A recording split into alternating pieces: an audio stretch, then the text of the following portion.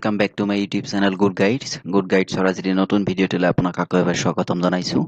তো গাইজ আজিৰ এই ভিডিঅ'টোৰ জৰিয়তে আমি আলোচনা কৰিম গ্ৰামাৰৰ এম্প্লিফিকেশ্যনৰ বিষয়ে। তো সময় নষ্ট নকৰাকে বলক আজিৰ ভিডিঅ'টো আলোচনা কৰোঁ। এম্প্লিফিকেশ্যন এম্প্লিফিকেশ্যন শব্দটোৰ মূল অৰ্থ হৈছে amplifier. The action of enlarging upon or adding details to the story or statement. অৰ্থাৎ to be extent এম্প্লিফায়াৰ শব্দই বঢ়োৱা বা সম্প্ৰসাৰণ কৰা বুজায়। এম্প্লিফিকেশ্যন শব্দৰ সাধাৰণ অৰ্থ হৈছে ভাৱ সম্প্ৰসাৰণ।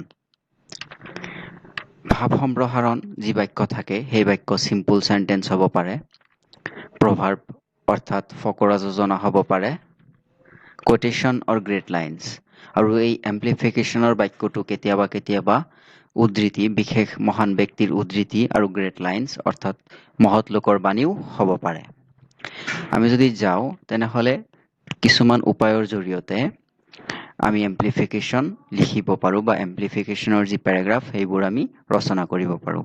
তাৰে প্ৰথমটো হৈছে read again and again the amplification sentence. যি চেণ্টেন্স কুৱেশ্যনত এম্প্লিফিকেশ্যন কুৱেশ্যনত দিয়া থাকিব সেই চেণ্টেন্সটো প্ৰথমতে বাৰে বাৰে পঢ়ি তাৰ অৰ্থটো আমি উলিয়াই ল'ব লাগিব। Second, then explain its meaning using simple words. তাৰ পিছত সেই শব্দৰ সেই বাক্যৰ মিনিং উলিয়াই তাৰ ওপৰত ভিত্তি কৰি সহজ সহজ শব্দৰে সিম্পল শব্দৰে আমি লিখা ষ্টাৰ্ট কৰিব লাগিব। Never break the connection of each sentence. আৰু এম্প্লিফিকেশ্যন যে লিখা হ'ব তাৰ প্ৰত্যেকটো সেন্টেন্সৰ লগত নেক্সট সেন্টেন্সৰ মিল থাকিব লাগিব। এইটোৱে সিটোৰ লগত কানেক্টেড বা সংযুক্ত হ'ব লাগিব। অন্যথা যদি কানেকশ্যন ব্ৰেক হয় তেনেহ'লে এম্প্লিফিকেশ্যনৰ যি শুদ্ধতা সেয়া সম্পূৰ্ণ নহ'ব।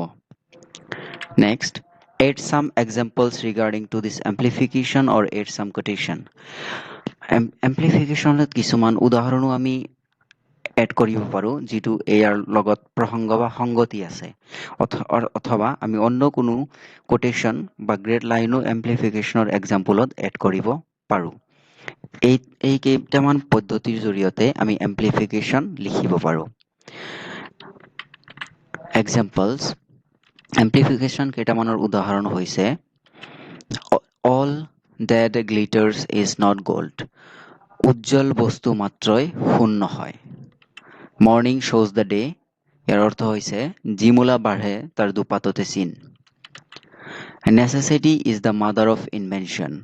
নেচেচিটি হৈছে অৰ্থাৎ প্ৰয়োজনেই হৈছে অৰ্থাৎ অভাৱেই হৈছে আৱিষ্কাৰৰ মাতৃ।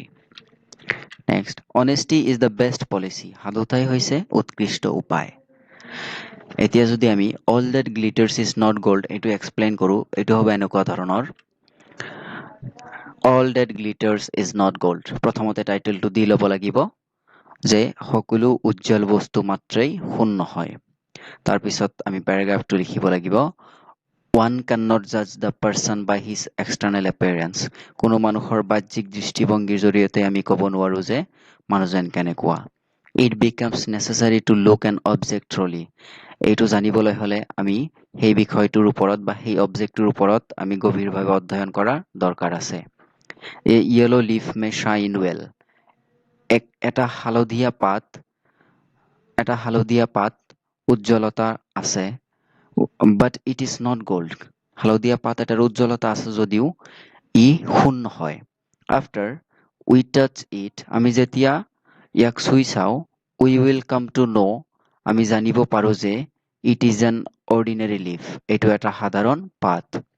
A drop of water on a leaf may shine like a real diamond. When the sun rays fall directly on it, aberration takes place.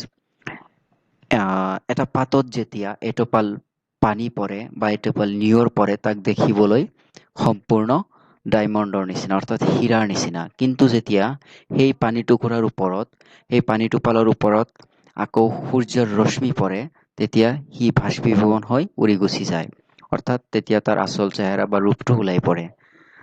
গতিকে বিফৰ উই জাজ about a person we must ascertain. কোনো বিষয়ৰ ওপৰত আমি জাজ কৰাৰ আগতে, বিবেচনা কৰাৰ আগতে, বিচাৰ কৰাৰ আগতে বা সিদ্ধান্ত লোৱাৰ আগতে আমি বস্তুটো নিশ্চিতভাৱে জনা দৰকাৰ। এইখিনি আছিলে অল ডেট গ্লিটাৰ্ছৰ all that glitters is not gold অৰ্থাৎ সকলো উজ্জ্বল বস্তু মাত্ৰেই সোণ নহয়। Thank you so' mass.